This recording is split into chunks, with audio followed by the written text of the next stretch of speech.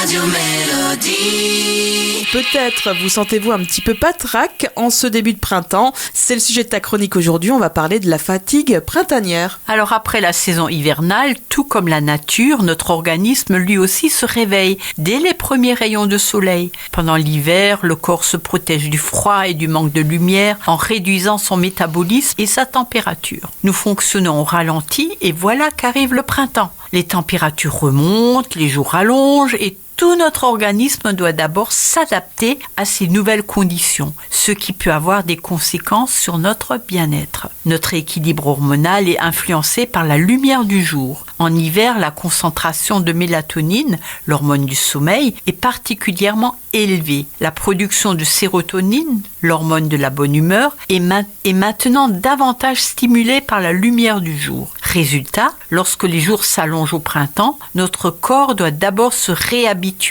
à toute cette lumière. L'interaction de ces deux hormones peut s'avérer épuisante pour nous et constitue une des causes de la fatigue printanière. Ensuite, la hausse des températures entraîne aussi une dilatation des vaisseaux sanguins et simultanément une diminution de la tension artérielle, ce qui peut induire fatigue et manque d'énergie. Alors, je vous rappelle que la chronique du 29 février dernier, elle était axée sur l'élimination des toxines accumulées pendant l'hiver. Alors, si vous avez bien suivi les recommandations de Christiane, vous vous sentez probablement moins fatigué au premier beau jour, du coup. Oui, sinon, il est toujours encore temps de vous y mettre, notamment en décrassant votre foie avec des plantes comme le desmodium, le pissenlit, la chicorée, le chardon-marie, le radis noir, l'aubiette tilleul, le chrysanthellum americanum, puis de vous booster avec du jus d'herbe d'orge qu'on trouve en poudre, notamment en boutique bio, du ginseng, de l'éloïthérocoque, du rhodiola, de la gelée royale.